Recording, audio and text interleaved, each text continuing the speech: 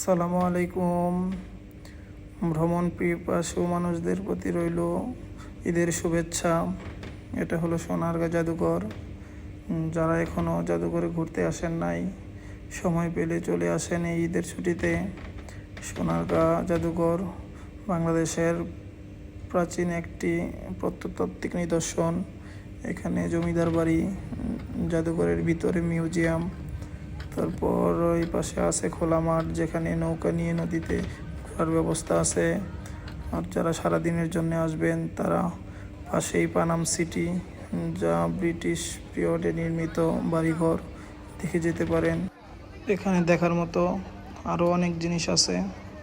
যদি সোনারগাঁও কেউ বেড়াতে আসেন, ইনবক্সে যোগাযোগ করেন, কোন কোন জায়গায় ঘোরার মতো জায়গা আছে বলে দেওয়া যাবে।